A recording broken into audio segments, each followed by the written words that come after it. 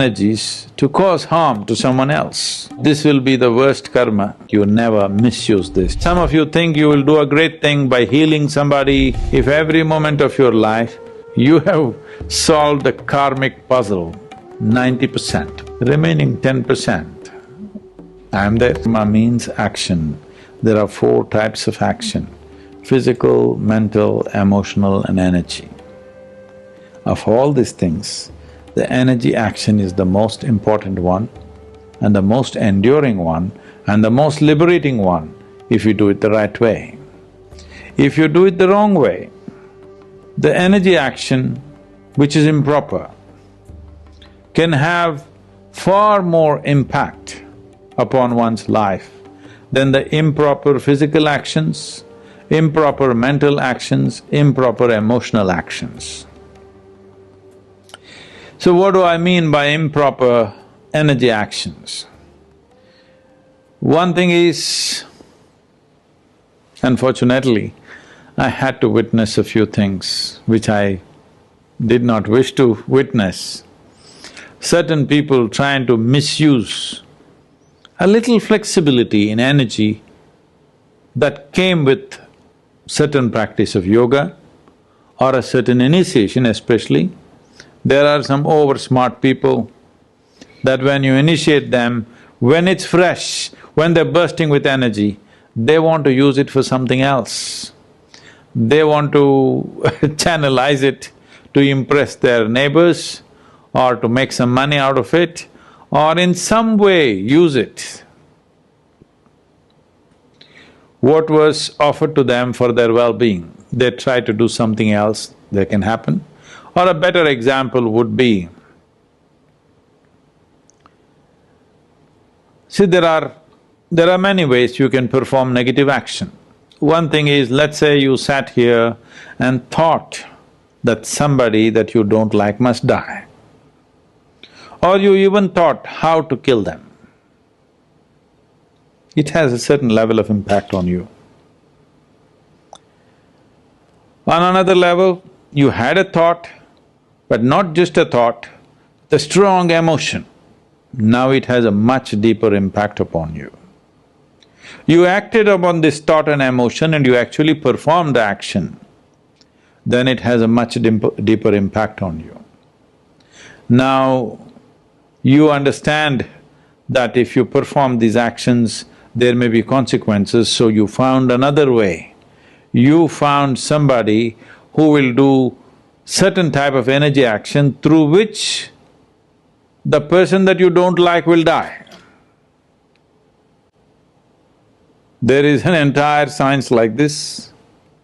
One Veda among the four Vedas is dedicated to this is called as Atharvana Veda, where it's about learning to use energies towards your benefit and other people's detriment.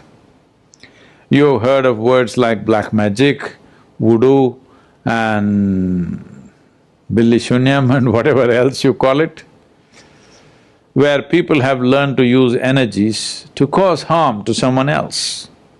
Once you energetically try to influence somebody for some benefit of your own, now this will be the worst karma because the impact of this goes very deep into you because you're employing your energies to do this. This is the reason why even to initiate you into a simple process like Shambhavi, I am asking you to take this step of being a mother to the world so that you never misuse this, you see everybody as yours. Because enhancement of energies has to come with a profound sense of responsibility. Enhancement of energies has to happen with deeper dimension of inclusiveness. Without inclusiveness, if you use energy, this will be the worst karma. So, those of you who find some dramatic changes happening in your life because of initiations, you must take care. You must take utmost care that you never try to use this ability to transform to do something else. Of course, some of you think you will do a great thing by healing somebody, by intervening in somebody's life in some other way. No, this will be the worst type of karma you perform, because once you try to use your energies and still you are capable of anger, you are capable of drawing boundaries of what is you and what is not you, what is yours and what is not yours.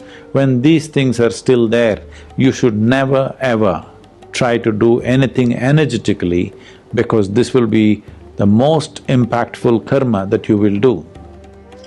This is the reason why even the basic practice of Shambhavi, to initiate you, you must become a mother to the world. And this is also a fantastic way to beat your karma. If every moment of your life, if you live with an inclusive emotion of being a mother to the world, not discriminating between what is yours and what is not yours. Right now you cannot help discriminating what is you and what is not you, but at least what is yours and what is not yours, if you take it away, you have solved the karmic puzzle 90%, believe me, 90%. Of all dimensions of karma, you have solved that puzzle. Remaining 10%, I am there.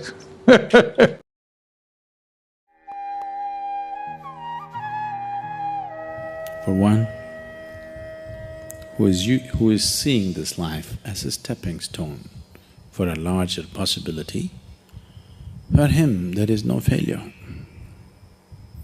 For one who is looking at the simple events of this life itself as the goal of life, for him there is failure and success.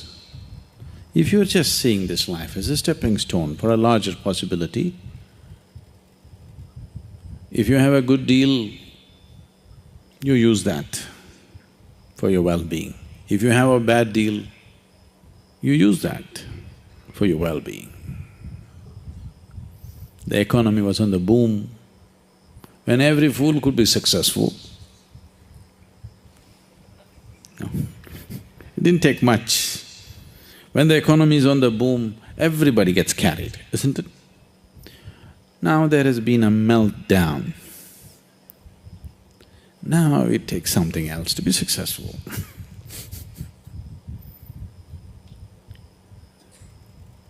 So, when the economy was on the boom, you could have brought a certain dispassion towards the money that's flowing in. Now the economy is down, the taps are all closed up. It's time to come, meditate, walk in the mountains. There's a lot of time. There's a lot of time on your hands, isn't it? When there was money, it took away your time and life. Now the taps are closed, lots of time, this is the time. So it doesn't matter what the hell happens. It doesn't matter what the hell happens with your life. If you are seeing this life only as a stepping stone for a larger possibility, then whatever the situation, it is beautiful and very useful. Very, very useful. Once there was a farmer like you,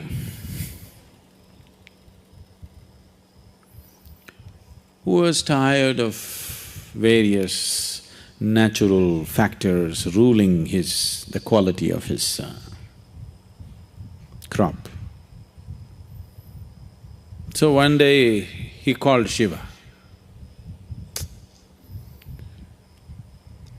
It was a wild card entry.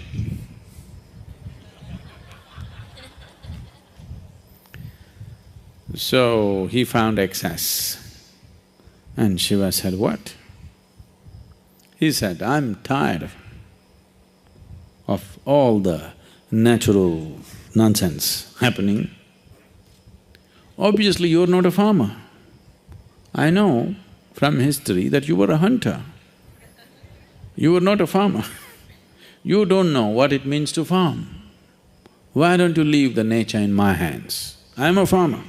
I know when it should rain, I know when there should be sunlight, I know when there should be wind, I know everything. You don't know because you're just a hunter. And you're a crazy ascetic. You're definitely not a good farmer.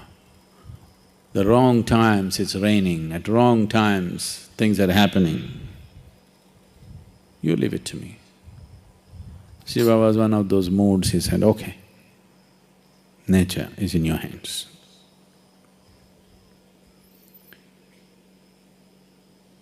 Then the farmer planted his crop. Planted a maize crop. Rain. Poke the land and see, okay, it's soaked up to 6 inches, stop. Then plow it, plant it, wait for 2 days. Rain. Sunlight. Today I'm working in the field, cloud.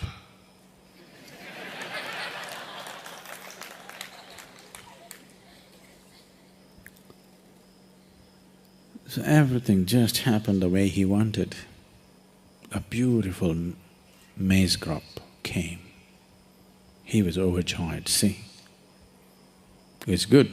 Nature should be in farmer's hands. And then when the time to harvest came, he wanted to see, because none of the birds were coming, he was surprised. Because that also he said, no birds, no birds.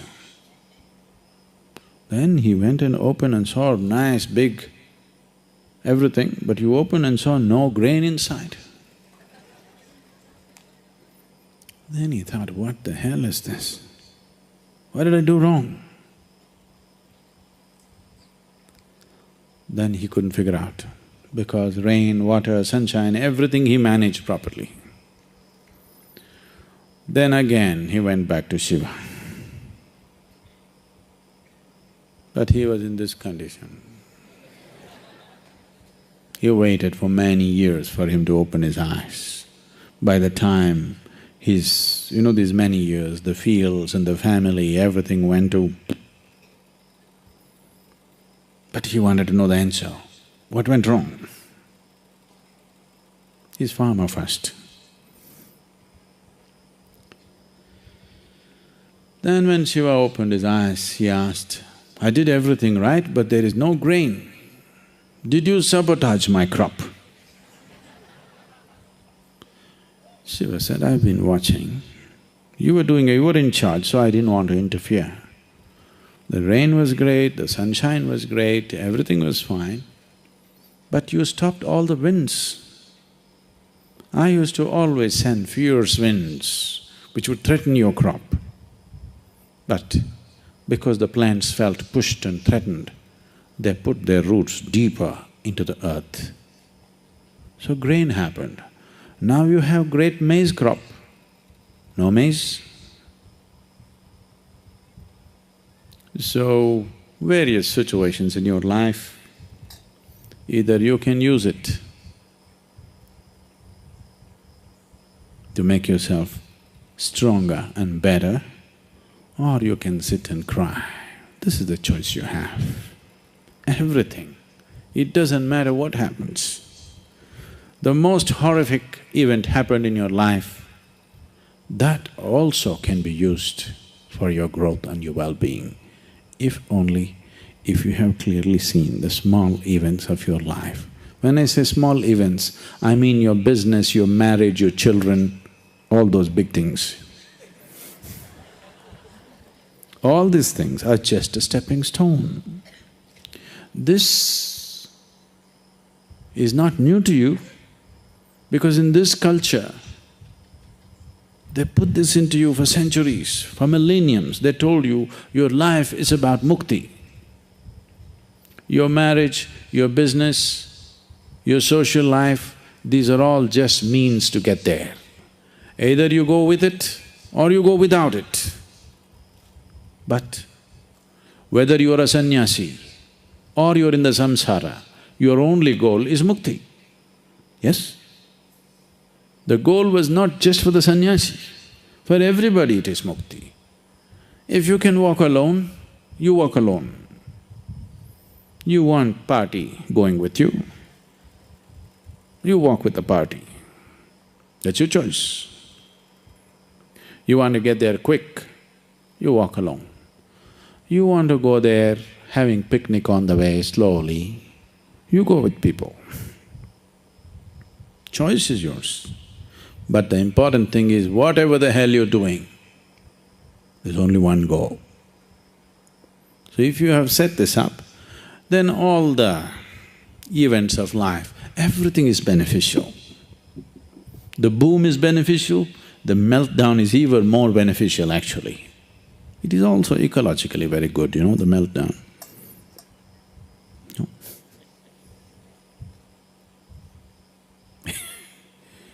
So, the fear of failure. Failure is bad enough. Fear is adding spice to it, isn't it? Success happens to you not because you desire it, because you earn it. Everybody desires it. It comes only if you're capable. SadhGuru, can you share something on how to build goodwill and manage perceptions? So how to build goodwill?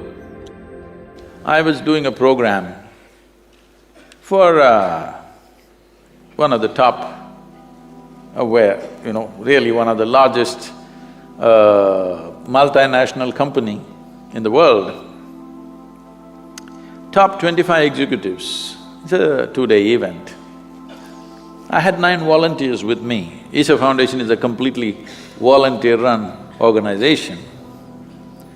And these 9 volunteers were managing everything for the program, and on the second day, one of these executives asked me, "SadhGuru, where do you get such people?"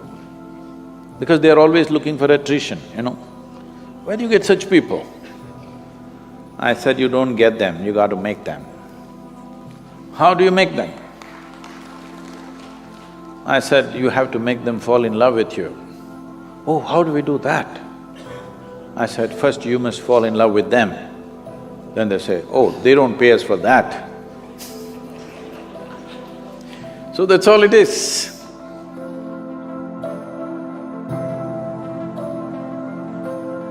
So, you cannot build goodwill. You have to exude goodwill. If you offer it to everybody, then it comes back to you in many ways. But you don't worry whether it comes back to you or not. This should be your way of living. This should be a way of being, that you naturally include everybody in everything that you are. Some will respond, some will not respond, and it's fine, it's their choice. But as far as you're concerned, there's no choice. You have fallen in love with everybody. For them, they can choose still, but after some time, they'll lose their choice. They'll have no choice. If you continue to be like this, you will see after some time they have no choice at all. Initially, they act like they have a choice, but after a while, they'll have no choice. So don't try to build goodwill. See, when I say fall in love with something, all I'm saying is, what you refer to as love is just a certain pleasantness of your emotion. Emotion is a very powerful thing. Though people talk all intellectual nonsense, still world is driven by human emotion. Yes? Isn't it so? Who gets elected is still driven by emotion, isn't it? Who is popular in the country or in the world is still driven by emotion, isn't it? People that you have never set your eyes upon, they're the people you're in love with. Please see. Yes? You see an Amitabh Bachchan or a Tendulkar or a Brad Pitt or somebody, or maybe Angelina Jolie, I'm sorry, I'm leaving it. You are in love with people that you have never seen, because that is the nature of your emotion. So emotion is a powerful tool. So if you can manage a steady sweetness of your emotion, You're in love with everything around you. If you're like this, people can't help it. They'll fall. This is not a trick. This is a way of being. This is an intelligent way to exist. Because whether they fall in love with you or not, your life is very pleasant and sweet. Whether somebody loves you or not doesn't make a difference. It is just that you are loving that makes your life very pleasant. So goodwill, there is no trick to build goodwill. That is called cunning, you know. There is no trick, you just be like this. Those who respond will respond, those who don't. What is the problem?